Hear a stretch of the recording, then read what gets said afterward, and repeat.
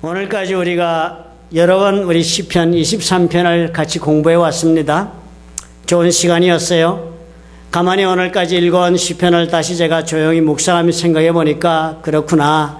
우리 신앙의 이야기는 결론이 결국은 한 곳으로 귀결이 된다. 믿음의 삶이라는 것도 결국 여러 가지 말로 설명하고 그리고 또 묘사된다 할지라도 결국은 한 곳으로 귀결이 된다 하는 것이 생각이 듭니다. 하나님은 사랑이신 까닭에 어떤 방법으로 주님을 설명했든지 어떤 일로 우리 하나님을 우리에게 비유하여 가르쳐 주었든지 간에 그 비유와 모든 설명은 어때요? 모두 다 사랑에 관한 설명이요, 사랑에 관한 결론으로 귀착된다 해도 과언이 아닌 것입니다. 오늘 우리가 읽은 시편의 내용도 우리가 그 1절부터 오늘까지 읽은 6절까지 쭉 그 내용을 다시 우리가 한번 되짚어보면 그 내용도 다 그런 것입니다. 목자와 양들의 관계처럼 하나님과 우리의 사이에서 이루어지는 이야기가 바로 이것이다. 사랑의 열매다. 그렇게 결론을 내는 것입니다. 우리가 생각해 보았던 이야기가 그렇지 않았습니까? 시편 23편의 배경은 팔레스타인에서 목자들이 양을 치는 그 배경으로 그래서 쓰여진 그런 시편이라 했습니다. 그래서 이 시편의 배경은 겨울에 갇혀있던 우리 속에서 겨울 삶을 살았던 그런 우리를 열고 나와서 더욱더 나은 삶의 기회를 찾아 그 양들이 목자의 손에 이끌림을 받는 것으로 시작이 된 것입니다. 그래서 그들은 그렇게 우리를 열고 나와서 풀밭을 찾아가고 마실 물이 있는 개울을 찾아서 그렇게 목자와 함께 걸음을 걸은 것입니다. 그렇게 걸은 걸음이 더 나은 삶을 향하여 가는 과정 속에서 두렵고도 무서운 도전이 있는 그런 위험한 계곡도 통과하는 시절이 있었던 것입니다. 그리고서는 어떻게 해요? 전혀 기대하지 않았던 높고도 푸른 들판에 저들이 이르게 된 것입니다. 그리고 그곳에서 목자가 저들을 위하여 미리 준비해 놓은 놀라운 삶을 영위하게 된 이야기를 우리가 본 것입니다. 이렇게 하다 보면은요, 계절은 어느덧 여름이 되고 그리고 여름이 지나가고 가을이 성큼 찾아오게 되는 것입니다. 계절은 얼마나 빠르게 변해갑니까? 먼 곳에서 이 비바람이 찾아오는 그런 계절이 되면은 이제 곧 겨울이 멀지 않은 것도 피부로 느끼게 되는 것입니다. 그렇게 되면 이제 목자는 서둘러서 양떼들을 다시 애초에 출발하였던 겨우살이를 했던 우리를 향하여서 그리고 산을 내려갈 수밖에 없게 되는 것입니다. 이렇게 한 계절을 살아가면서 목자와 양들 사이에는 남들이 모르는 긴밀한 그런 관계가 형성이 되었다. 오늘 그렇게 6절이 보여줍니다. 서로가 서로를 친밀히 깊이 이해하는 사이로 발전한 것입니다. 그리고 서로가 가까이 몸을 부대끼면서 살아가는 삶에 익숙해진 목자요 그런 양이 되었습니다. 사랑의 특징이 아닙니까? 서로 사랑하는 사람들 사이를 우리가 유추해 보더라도 서로 깊숙이 친밀해지고 그리고 가까이 살아가는 것, 이것은 사랑하는 사람의 모습입니다. 목자와 양들 사이가 그러했습니다. 계절을 통과하면서 이런 사이로 저들은 발전하고 그리고 저들이 내리는 결론이 그랬습니다. 이제는 더 이상 이 한 철을 이 한 번의 사이클을 우리가 살아보니까 알겠다. 이제 더 이상 다른 것을 찾을 것이 없겠다. 이제 우리는 더 이상 다른 길도 엿볼 필요도 없겠다. 우리는 최고의 목자의 손에서 최상의 삶의 기회를 우리가 누렸다. 그렇게 깨달은 것입니다. 그래서 그들이 내리는 결론이 그랬습니다. 내 평생 여호와의 집에서 앞으로 영원히 살고 싶다 하는 결론을 내린 것입니다. 이제 다시 겨우살이 우리로 돌아가면서 양들의 입장에서 표현한 이 글을 우리가 읽어보면 다시 새봄이와 다시 산길을 나서게 되는 그런 다시 맞이하는 삶의 기회에서조차도 여전히 나는 어떻게 해요? 다른 선택을 택하지 않겠다. 동일한 예전의 그 선택, 목자를 따르는 길을 걷겠다 하는 의지의 표현이라고 할 수 있겠습니다. 더 이상 바랄 것이 없는 삶이라 하는 거예요. 이것으로 족한 최고의 길이라는 것입니다. 그러므로 앞으로 어떤 기회가 주어진다 할지라도 최고의 삶은 이곳에 보장이 되어 있음을 나는 확신한다는 믿음의 고백이 된 것입니다. 우리 그리스도인도 삶을 이렇게 살아야 한다 도전해 옵니다. 시편을 읽어가면서 우리가 배운 것이 이것이 아니에요. 하나님을 알아가야 한다는 것이었습니다. 하나님께서는 선한 목자처럼 우리를 돌보시기 때문에 하나님께서는 선한 목자처럼 우리의 필요를 직접적으로 주님께서 챙겨주시는 걸음이 우리의 삶의 걸음이었다 지적한 것입니다. 하나님은 우리가 인생의 어두운 계곡을 통과하고 있을 때도 함께 하신다. 나를 보호하시며 인도하시는 분이 그분이셨다. 결국은 우리 하나님께서는 내 힘으로는 올라갈 수 없는 곳같이 나를 올려주시는 그런 하나님이셨다 하는 그런 체험을 통해서 우리가 하나님을 알아야 한다는 것이었습니다. 결국 예수를 믿어 그리스도인이 되어 걸어가는 길은 내가 살아가는 인생의 과정에서 하나님의 손길을 이렇게 직접 경험해보고 확신하게 되는 과정이라는 것입니다. 그리고 그 과정을 통해서 우리가 무엇을 배워요? 하나님의 깊은 사랑을 배우는 것입니다. 오늘 읽은 구절은요, 그렇게 목자와 긴밀한 사랑의 관계를 이루는 양들의 입장에서 적은 글입니다. 그래서 고백한 것이 평생에 그래서 영원히 앞으로 같이 살겠다 하는 표현이었습니다. 우리가 이 표현을 보면서 발견하는 것이 있습니다. 그 첫째가 자신감입니다. confidence. 목자에 대한 자신감을 우리가 엿볼 수 있는 것입니다. 우리의 입장에서 바꾸어 말하면 하나님에 대한 우리의 자신감을 표현하고 있는 글이라 할 수 있습니다. 사실 신앙생활하면서 이것이 언제나 저와 여러분의 문제가 되지 않았습니까? 우리는 하나님을 믿는다면서도요, 수차례 우리가 하나님의 은혜를 경험하고 살았음에도 불구하고 우리는 한 번도 하나님을 부인하고 싶은 마음이 없음에도 불구하고 우리가 어려움에 봉착하게 되면 그때 우리 자신의 모습 속에서 언제나 쉽게 발견합니다. 위험한 길을 우리가 걸어보게 되고 실패와 절망의 계곡에 우리가 그렇게 떨어졌다는 그런 입장에 처했을 때는요, 우리가 아무것도 얻지 못하고 있는 내 자신을 발견하고 있다 싶을 때는 우리는 참으로 놀랍게도 우리가 정말 우리 마음속에 하나님 사랑한다면서도 얼마나 우리 하나님에게 자신감을 가지고 있는가 되물어보지 않을 수가 없는 경험이 얼마나 많습니까? 하나님께서 내 목자가 되신다, 하나님께서 내 보호자가 되신다고 우리는 입으로 말을 하면서도, 그렇게 믿고 싶어 하면서도 우리는 자신감을 상실한 까닭에 당황하지 않아요. 얼마나 우리는 두려워합니까? 내 앞에 일어나는 문제 때문에 우리는 믿음으로 굳건히 서기보다는 안절부절할 때가 더 많은 것이 우리의 속사람의 모습이 아니었습니까? 어렵고 큰 문제를 당할 때마다 참으로 우리가 가까운 사랑하는 사람들과의 사이에서 내 마음을 열 수 있는 사람을 향한 우리는 얼마나 많은 우리의 불신의 그런 놀라운 감정을 쉽게도 표현하고 말았습니까? 위기에 처할 때마다 한두 번이 아니지요. 지나간 세월을 돌아보면요, 참 믿음 가운데 우리가 살아온다 하면서도 내가 경험한 하나님이 있음에도 불구하고 우리가요, 이것을 잊고 살 때가 너무나도 많았습니다. 어떻게 내가 살아왔던가? 나는 어떻게 오늘 이 자리까지 올 수 있다고 나는 지금 판단하고 있는가? 질문이 필요해요. 어떻게 오늘 나는 이런 모습으로 오늘 내 삶을 영위할 수 있는가 하는 문제에 관해 우리는 정직하게 자신에게 물어봐야 합니다. 이런 자기 성찰 속에서 하나님의 손길을 재발견할 수 있는 믿음이 되어야 하는 것입니다. 하나님을 사실은요, 입으로는 말하면서 내 마음속 깊은 곳에는 우리 하나님을 신뢰하지도 않았으니까, 우리 하나님에 대한 믿음이 없었으니까 어려운 가운데 하나님 붙잡았지만 모든 일이 다 끝나고 나면 우연의 결과로 보이지 않았습니까? 하나님을 애초에 의지한 적도 없었으니까 모든 일이 끝나고 나면 어떻게 보여요? 내 힘으로 한 것처럼 생각 들지 않아요. 그토록 불순종하고 불신앙 속에 살았음에도 불구하고요, 긍휼히 여기신 하나님, 끝까지 나에게 자비를 베푸신 하나님, 끝까지 내 삶을 붙들어 주신 하나님을 인정하는 것에 대하여 우리는 너무나도 인색합니다. 수많은 분들이 그래요. 어려울 때 기도하고 매달렸다가도 해결이 되고 나면 잊어버립니다. 나는 언제 내 아픈 몸이 나은지 몰랐습니다. 나는 언제 내 문제가 해결된지도 모르고 삶을 열심히 분주한 길에 또다시 뛰어들었습니다. 그런 간증은 결코 자랑스러운 간증이 될 수 없습니다. 어려울 때 얼마나 겸손해졌던가요? 어려울 때 우리는 얼마나 하나님 앞에 무릎을 꿇기를 쉽게 했습니까? 어려울 때 얼마나 우리는 내 자신을 부인하는 일을 하나님 앞에 했습니까?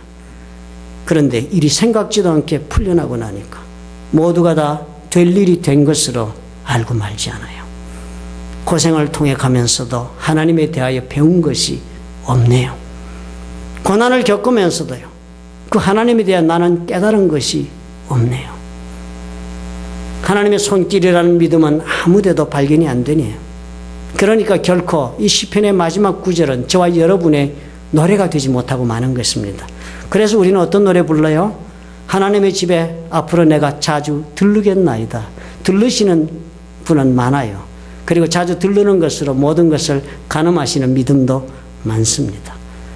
우리는 하나님의 은혜 속에 오늘 이 자리까지 왔으면서도 왜 이 노래를 부르는 법이 없겠습니까? 하나님에 대한 자신감이 없어서 그래요. 인생의 위기를 겪고 나서 배운 것이 하나님 사랑하고 하나님과 함께 살고 싶다라는 것이 아니라면 그 사람은 이제 형편이 될 만하니까 나 믿고 살아보겠다는 것을 선언하는 것과 하등 다른 것이 없습니다. 한 가지 주목해야 해요. 내 자신에 대한 자신감은요, 또 다른 실패를 준비하고 있는 과정일 뿐이라는 것 기억해야 합니다. 우리 하나님, 내 자신으로 서는 것 기뻐하지 않으세요. 교만한 자, 선줄로 아는 자, 그 순간에 넘어진다는 성경의 말씀을 우리는 기억해야 해요. 다른 사람에 대한 자신감을 가지고 인생을 경영하지 마십시오. 불가항력적인 일에 부딪히면 사람은 결코 자신감을 담아줄 만한 그릇이 되지 못한다는 것 발견하게 됩니다. 누구 한 사람도 내놓으라 할 수 있는 사람이 하나님 앞에 있겠습니까? 없습니다. 하나님 사랑하게 되면 내 자신에 대한 자신감도 사라지고 사람을 믿는 그 자신감도 사라지고 오직 하나님에 대한 그 자신감만이 나의 삶을 이끌어가는 힘이 된다는 것을 우리가 기억해야 할 것입니다. 하나님 모르는 자만이 스스로 자신해요. 하나님을 믿지 않는 자만이 스스로 설 수도 있다고 생각한다는 사실을 여러분 이해하시기 바랍니다. 오늘까지 어떻게 살아왔는지 여러분 스스로 우리 돌아봅시다. 하나님의 은혜였어요. 하나님께서 저와 여러분을 불쌍히 여기신 까닭이었습니다. 하나님께서 내 무지를 불쌍히 여기시고 오늘까지 붙잡아 주셔서 이 모습까지 온 것입니다. 하나님께서 나의 어리석은 죄악을, 나의 더럽고 추한 죄악을 자비하신 마음으로 꾸준히 용서하시고 붙잡아 주셨기 때문에 오늘 온 것입니다. 수많은 수치와 부끄러움 가운데서도 내 인생을 하나님께서 긍휼히 여기신 까닭에 오늘 이 자리에 온 것이에요. 그래서 이렇게 하나님 앞에 돌아오신 것만으로 족하지 않습니다. 하나님의 은혜를 입었거든, 그렇거든, 그래서 이 자리에 돌아왔거든. 우리 하나님 말씀하세요. Have a confidence in me. 나에게 한번 자신감을 좀 가져보아라. 하나님의 자신감을 좀 품고 한번 길을 걸어가보라. 우리 하나님 그렇게 말씀하고 계신 것이 23편 6절인 것입니다. 하나님께서 원하시는 모습으로 살아가는 것 어떻게 하면 두렵지 않을 수 있겠습니까? 그 자질구레한 그 많은 요구사항이 나한테 올무가 되지 않고 어쩌면 기쁨의 그런 상황이 될 수 있겠습니까? 하나님에 대한 자신감을 가질 때 내 삶에 자유가 살아납니다. 왜 많은 사람들이 하나님의 방법으로 지금도 살고 있는지 바라볼 줄 알아야 합니다. 왜 많은 사람들이 나로서는 손해가 돼서 선택하지 못하고 있는 그 길을 그 사람들은 믿음으로 그렇게도 쉽게 기쁨으로 선택하고 있는지 볼 줄 아셔야 해요. 살아보니까 하나님 알게 된 것입니다. 알고 보니까 하나님 사랑하고 보니까 그 길이 내 마음속에 선택하지 않고서는 견딜 수 없는 그런 길이 된 것입니다. 언제나 하나님께서 나의 삶 속에 최고의 선택을 가지고 계신다는 것을 발견했기 때문에 하나님 원하시는 선택 어렵지 않은 거예요. 모든 것을 다 알아야만 내가 그 상대에 대해서 자신감을 가질 수 있다고 우리가 생각하기 쉽습니다. 그렇지 않아요. 자신감이라는 것은 내 사랑의 표현이에요. 다 알아서 그 사람에게 대해서 나 알고 확실하니까 내가 믿어서 내가 그것에 대한 자신감 가지는 것이 아닙니다. confidence, 자신감을 내가 가진다는 것은 사랑하기 때문에 가지는 거예요. 예전에 그런 쌍들이 많았습니다. 예전엔 다 결혼할 때요. 중매 결혼하기 이러면 다 무탈하게 결혼들 하시는데요. 나가서 자유 연애를 해서 결혼한 분이 어려운 일을 당할 시절이 있었습니다. 그때는 나가서 연애하다 보면 보통의 정상적이고 착실한 이런 사람들이 연애를 잘 못해요. 간혹 하는 사람이 있었겠지만 그런 사람들은 자기의 삶의 과정이 걸어가니까 길거리에서 만난 여자나 남자 연애하기 어렵잖아요. 뭐 술집에 가서 만나는 것도 그때는 비정상적이었습니다. 그리고 그럴 때 보면 많은 여자분들이 어떤 남자와 사랑에 빠져 결혼하기 나오면요. 주위의 모든 사람이 벌떼같이 덤벼들어 절대로 안 된다고 막 반대하잖아요. 그런데도 그 여자는 결혼하잖아요. 그렇죠? 그럼 많이 보셨지요? 우리 누님들 가운데 그런 분들이 많았습니다. 우리 가정 누님 말고 바깥 세상의 누님들이. 그런데 그렇게 결혼해가지고 대체의 경우요. 주위에서 말씀하신 대로 실패가 많았습니다. 실패율이 높았습니다. 주변에서 보는 눈이 맞았어요. 그런데도 불구하고 그 처녀는 자신의 온 인생을 그 남자에게 걸었습니다. 그 자신감이 어디서 나왔어요? 확실히 알았어요? 아니요. 전혀 몰랐지만 그 남자를 사랑하는 그 사랑에 빠지니까 자신감을 걸 수가 있었던 것이에요. 하나님에 대한 자신감이에요, 여러분. 그거 하나님 많이 알아서 여러분 가진 것이라고 그렇게 말씀하지 마십시오. 하나님 사랑하시면 자신감을 두게 됩니다. 내가 사랑하는 사람인데 그렇듯이 세상은 믿지 않아도 나는 믿게 되고요. 세상은 아무것도 기대하지 않아도 나는 기대하며 사는 이유가 사랑 때문에 그럴 수 있다면 내가 우리 하나님도 사랑하면 이 자신감을 가지는 것이 지극히 당연한 사랑의 속성이라는 것 이해해야지요. 하나님께서 나를 향하여 무슨 계획을 더 가지고 계신지 나는 다 알 수 없지 할지라도 나는 그것 하나도 모른다 할지라도 하나님께서 내 앞길을 앞으로 어디로 인도하시려고 지금 이런 고난 가운데 서게 했는지 나는 지금 이해할 수 없다 할지라도 그래도 어떻게 해요? 하나님에 대한 자신감을 둘 수 있는 사람, 하나님 사랑하는 사람이에요. 이런 자신감이 있을 때요, 그 사람 그리스도인처럼 살아갈 수가 있다 하는 것 여러분 기억하십시다. 23편 6절에서 보여주는 또 하나의 의미는요, 하나님의 집에 영원히 거하겠다 하는 말은요, 하나님의 임재하심 가운데 산다는 것을 뜻합니다. 하나님의 임재하심, 그러면 우리 일상적인 용어가 아닙니다. 우리 한국말로는 뭐 임재하심 이런 단어 잘 안 씁니다. 그죠? 아마 우리 의식구조 그런가. 우리는 부모님 앞에서도 부모 볼 때 잘하는 거고 부모 눈앞에 떠나면은 그저 마음대로 사는 것이 우리 한때 그런 세상을 살았잖아요. 그래서 그런지 임재하심의 단어가 보편성이 없습니다. 우리 한국 분들에게는. 그 영어로는 대단히 자주 쓰는 단어예요. In the presence of God. 하나님이 지금 계신 자리에 그런 뜻입니다. 라틴어로도 여러분 많이 들어보시고 어떤 책 같은 데 보면 책의 제목이 coram Deo 그렇게 적었습니다. 그 뜻은 영어로 보면 in the face of God 그랬습니다. 하나님의 면전에서. 그게 오늘 그 말입니다. 23편 6절에 들어있는 뜻이 하나님의 임재하심 가운데 우리가 살아간다 하는 뜻을 나타내고 있습니다. 어려운 말 같지만 여러분 이 문제는 이렇게 쉽게 우리가 비유해 볼 수 있겠습니다.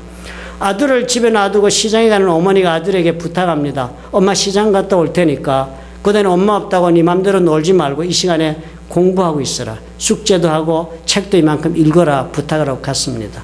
형제가 여러 있지만 그 엄마 말 꼭 듣는 형제가 다 형제가 아니지. 꼭 그 가운데 노는 아들, 딸이 있다면은 어떤 아들은 어떻게 해요? 엄마 부탁한 대로 책상 머리에 앉아서 엄마가 언제 오든지 염두에 두지 않고 그냥 부탁한 말대로 책을 보고 숙제도 하고 합니다. 그러면 그 아들은 어떻게 해요? 어머니가 있든 없든 어머니의 임재하심 가운데 사는 아들이다. 그렇게 설명할 수 있겠습니다. 이해가 됩니다. 내 평생에 여호와의 집에 거하겠다는 그 표현은 언제나 하나님을 의식하고 하나님 면전에서 내가 살아가는 것처럼 그렇게 살아가겠다 하는 의사의 표현입니다. 사랑의 또 다른 강한 특징이에요. 사랑하는 사람은 서로 이런 임재하심을 서로가 공유하고 삽니다. 그렇지 않아요? 부부가 진정으로 사랑하는 거 안 한 거를 보려면요, 남편이요, 아내가 어디 멀리 갔지만 그 다음에 혼자서 어떻게 사는 거 보면 돼요. 그죠? 아내가 없다고 내 마음대로 하는 분은 아내의 임재하심을 느끼지 못하는 사람입니다. 남편이 없다고 아내가 마음대로 사는 여자라면 그 여자는 남편의 임재하심이 없는 부부생활을 하고 있는 거예요. 임재하심은 사랑의 특성입니다. 사랑하면 정말 아내를 사랑하는 남자는요, 아내가 어디 갔든 상관이 없어요. 아내가 내 옆에 있든 없든 자기가 마땅히 늘 하는 것을 하고 해야 할 것을 합니다. 어떤 사람이요? 아내의 임재하심 가운데 사는 남자예요. 사랑이 강한 특징입니다. 눈으로 보이지 않아도 머릿속에 있는 것이에요. 손으로 닿지 않아도 마음속에 담겨 있는 것입니다. 그렇게 사는 것, 사랑하는 대상에 대한 삶의 자세다 하는 것입니다. 30년도 더 되는 이야기인데요. 옛날 제 직장 상사 상무님에게 제가 들었던 이야기입니다. 어느 날 아침에 상무님이 전 직원을 모아놓고 이야기를 했답니다. 아침에 서울에서는 직장 다니면 왜 커피 마시잖아요. 웃어서 아침에 커피 한 잔 마셔야 하루가 시작되는데 커피 브레이크 타임에요. 상무님이 신세한탄했으면 나 공처가다.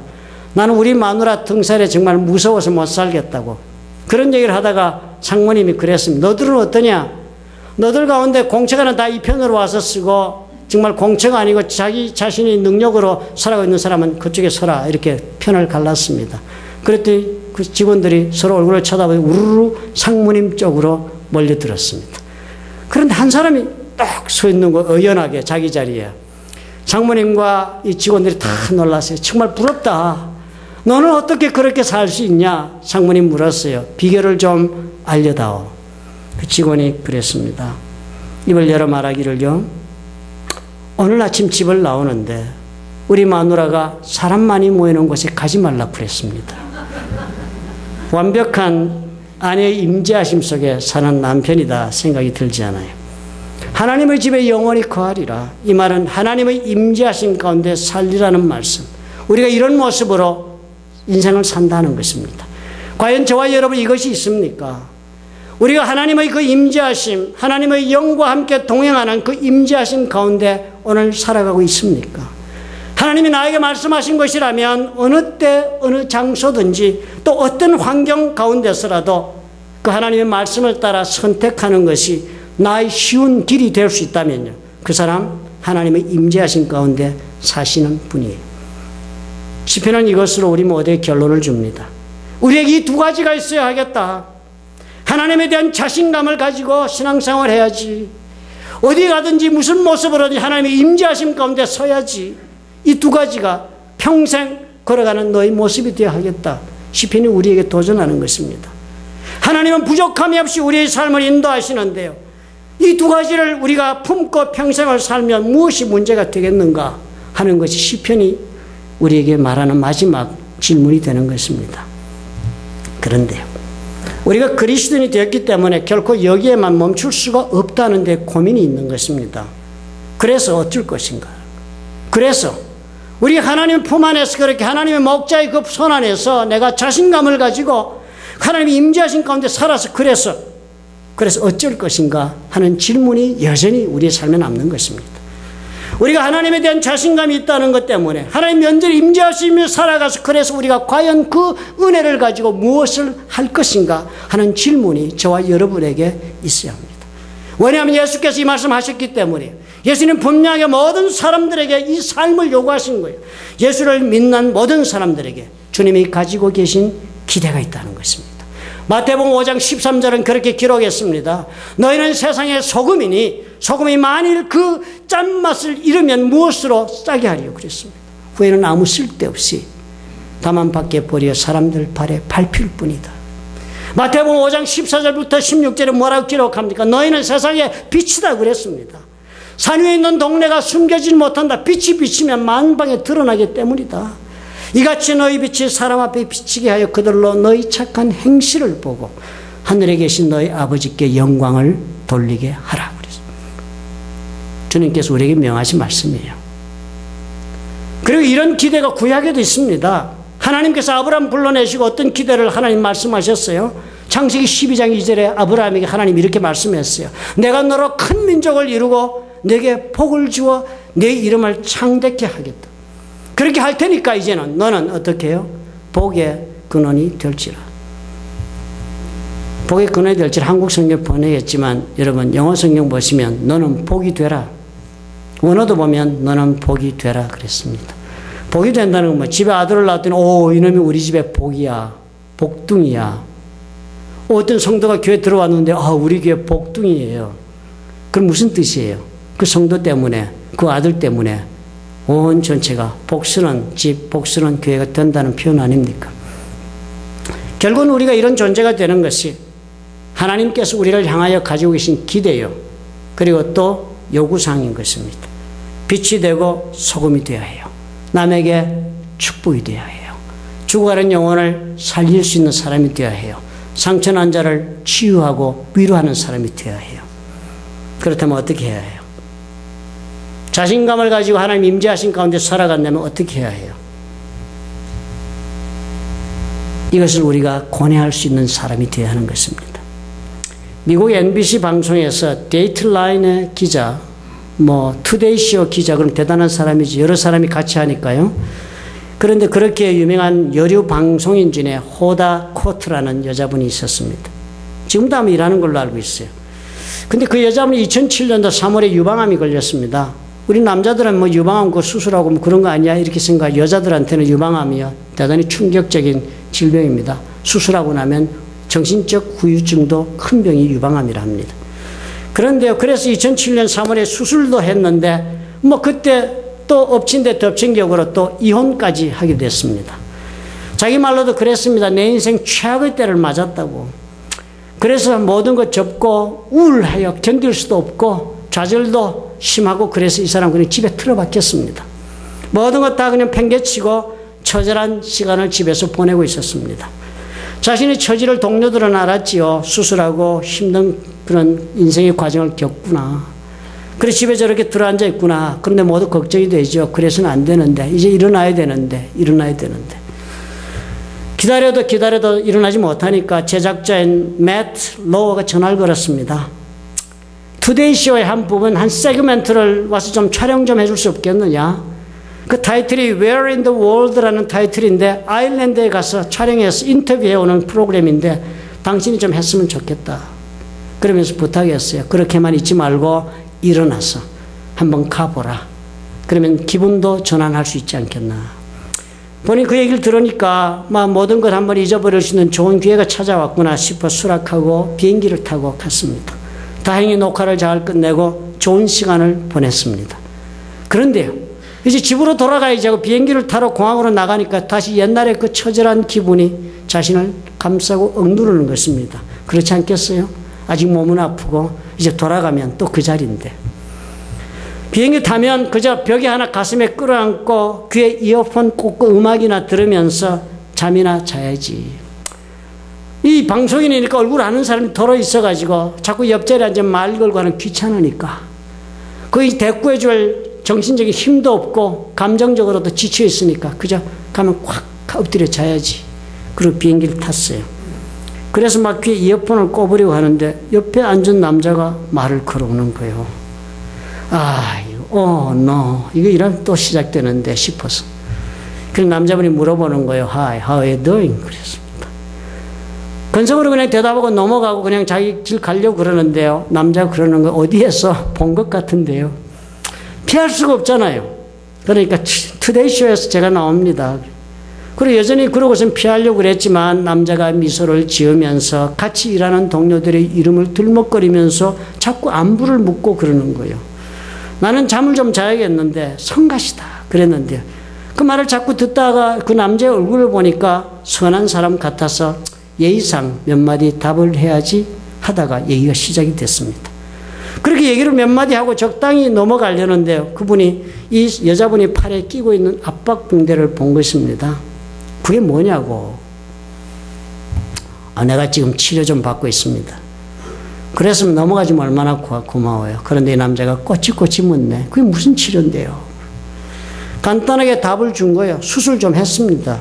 그랬는데도 너무 궁금해하면서 물어오는 거예요. 뭘 알고 묻는 것 같았어. 할 수 없이 얘기합니다. 에이 참 하면서.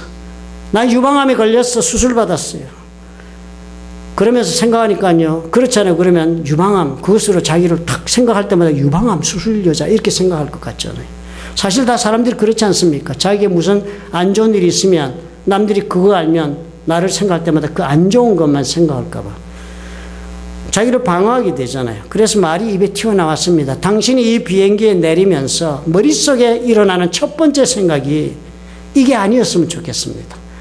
비행기 내려서 아이들 만나가지고는 헤이 얘들아 내가 유방암 수술 받은 여자 옆에 앉아서 왔다 이렇게 말하지 않았으면 좋겠다.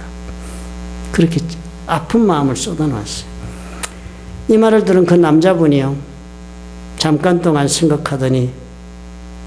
깊이 생각하더니 답을 하는 것입니다. What's wrong with that? 유방암이 뭐가 잘못했어요? Breast cancer is part of you, like going to college or getting married. 대학에 들어가는 것이나 결혼하는 것이나 그것이 다 당신 삶의 한 부분이듯이 유방암도 당신의 한 부분일 따름이에요. 그 말을 들으니까 울컥 눈물이 치솟습니다. 그래서 그 남자분이 말을 해요. 한마디 충고를 드리고 싶습니다. Don't hog in your journey. 당신의 인생을 이렇게 웅크리며 살아갈 생각하지 마십시오. 당신만 그런 것이 아니니까요. 생각해 보세요. 당신이 얼마나 많은 사람을 지금 도와줄 수 있는지 생각해 보세요. 그 말을 듣지 방송인이요. 남 모르는 남자 앞에 눈물을 막 주르륵 흘리고 말았습니다. 내가 당신 앞에서 이렇게 눈물을 흘린다는 거 믿을 수가 없네요. 나는 당신을 알지도 못하는 사이인데. 그래서 남자분이 말을 이렇게 이어갔습니다. Look, 보세요. You have a choice in life. 당신은 삶에 선택할 수 있는 두 가지가 있습니다. 당신의 문제를 당신 호주머니 속에 깊숙이 넣어두었다가 무덤 속으로 함께 가지고 가든지 아니면 다른 사람을 그 문제를 통해서 도울 수가 있든지. You have a choice in your life. 그 여자분이 글을 이렇게 적었습니다. 내가 비록 방송인이 되어서 모든 것이 다 남들에게 드려지는 삶, 보여지는 그런 삶을 살 수밖에 없는 것 같아도 이런 어려운 일을 당하고 보니까 내 자신을 남들에게 보여주는 것이 너무나도 싫었다. 가만히 보니까 내 자신은 대단히 private person이다. 남에게 나를 드러내기 싫어하는 타입이다. 안 그런 사람이 어디 있겠습니까? 내 잘못이나 내 연약한 점 다 감추고 싶은 private person이지. 안 그런 사람 없죠. 몇 사람 외에는 내 사정을 그래서 모르게 했다. 아픈 것도 숨기고 내 자신의 약점도 그 약점 때문에 내가 사람들 앞에 정이 내려지는 것이 싫었어. 저 여자는 저런 여자 하는 말을 듣기 싫어서 다 감추었다. 그런데 이 남자, 내 옆에 앉은 난 모르는 남자, 그 이름이 켄 듀엔이라는 이 사람 나에게 보여주네. 내 아픔이 오히려 나에게 힘을 주는 근원이 될 수 있다고.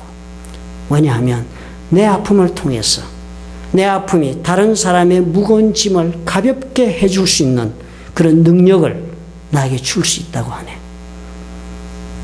그래서 이 사람이 결심을 했답니다. 그 순간에. 그렇다. 나만 스스로 아파하는 것을 끝나지 말고 내 이 아픔으로 남에게 알려주고 이야기하자. 도와주자. 그리고 그렇게 적었습니다. 그날.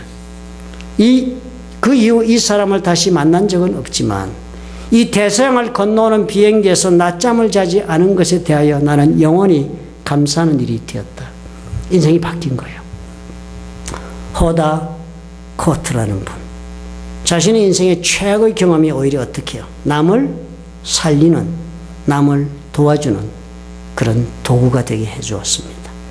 누군가에 이렇게 빛이 되어주는 삶, 누군가에게 이렇게 용기를 줄 수 있는 삶, 누군가의 인생에 그 수고롭고 무거운 짐을 덜어줄 수 있는 삶, 누군가에게 그 고통을 조금이라도 이길 수 있도록 위로해 줄 수 있는 삶, 이것이 저와 여러분의 인생에 의미를 더하는 길이 되는 것입니다. 미국의 흑인 여류 작가로 유명한 분이 있어요. 마야 앤젤로. 아마 아시는 분 아실 것 같아요. 유명한 분이, 이 사람이 과거는 기구였습니다. 어린 시절은 샌프란시스코에서 흑인 여자 그런 동네 내놓고 자란 사람이니까요. 장녀도 된 적이 있었어요. 그런데 그 장녀된 경험도 있었지만 어떻게 자신의 삶을 추스리고 샌프란시스코에서는 처음으로 그 스트리트카의 컨덕터가 된 사람이고, 그리고서는 싱어, 가수도 되고 댄서도 하고 살기 위해서 많이 했어요. 그리고 나중에 작가가 되어서 유명해졌습니다. 작가가 되어 쓴 책 이름도 너무 재밌어요. I know why the caged bird sings. 나는 왜 초록에 갇힌 새들이 노래하는지 그 이유를 안다. 그런 제목이 책 제목입니다. 책이 많이 팔렸어요. 그리고 그 책이 높이 평가받아가지고 미국의 영어책, 영어 교과서 그런데 다 인용되고 있는 그런 글이 되어서 온 전국을 강연하며 다니는 흑인 여류 명사가 됐습니다. 신실한 하나님을 믿는 여자분이에요.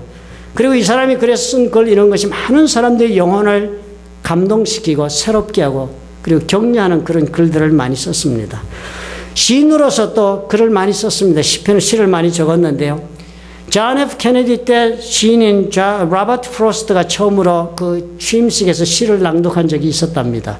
그런데 그 이후로 대통령이 취임식에서 시를 낭독한 여자가 이 여자가 처음이었대요. 마야 안젤루가 빌 클린턴 대통령 취임식에서 자신이 쓴 시를 낭독했습니다. 내가 유튜브에 한번 들어가 보았어요.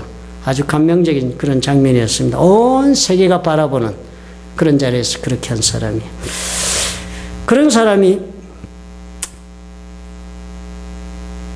젊은 사람들에게 말씀을 전하고 격려하면서 이렇게 말을 했어요. Try to be a rainbow in someone's cloud. 누군가의 구름. 사람들은 다 구름이 있는 거예요. 살면서. 이 구름은요, 고통과 문제와 아픔과 슬픔의 상징입니다. 사람마다 이런 구름이 다 있다. 누군가의 그 구름에서 try to be a rainbow, 무지개가 되도록 노력해보아라. 노력해보라는 거예요. 누군가의 삶 속에서 내가 그 사람의 삶 속에서 그 절망 가운데 있는 사람의 삶 속에서 나로 인해서 소망이 생기게 한번 살아보라. 그렇게 살아보려고 한번 노력해보라. 누군가의 고통 가운데 있는 사람, 그 고통을 덜어주는 사람이 되려고 내가 그렇게 한번 살아보려고 노력을 해봐라. 누군가가 정말 자신의 인생을 포기하고 싶어서 사망 가운데 계곡을 걸어가고 있는 자가 있다면 그들을 격려하고 이렇게 세울 수 있도록 네가 그 역할을 할 수 있도록 한번 노력해보라. 그러면 네 인생이 얼마나 의미 있어지는가 그 말씀한 거예요. 여호와는 나의 목자시니 내가 부족함이 없으리로다. 그렇게 나를 인도해 가시는 우리 하나님. 나는 그런 하나님 자신감을 가지고 있습니다. 나는 그런 하나님과 함께 동행하며 늘 하나님의 임재하심 속에 내가 살아가고 싶습니다. 그래서 내 삶이 남에게 축복이 되는 삶. 마야 엔젤로가 말한 것처럼 나도 남의 삶에게 어떤 무지개가 될 수 있는 삶. 허다 코트가 얘기하는 것처럼 남의 삶을 어떻게든 그 짐을 덜어주는 그런 역할을 하는 삶, 그런 삶을 여러분 살고 싶다면요. 시편 23편을 적은 이 하나님을 사랑하는 영혼의 노래가 우리 모두의 노래가 될 수 있을 것입니다. 여러분 하나님 사랑하십니까? 아니면 여러분 하나님 사랑하시고 싶으십니까? 그러시다면 이 모두가 말하고 있는 것처럼 저와 여러분 누군가의 구름 속에 떠오르는 무지개가 되어줄 수는 없으시겠습니까? 기도하겠습니다.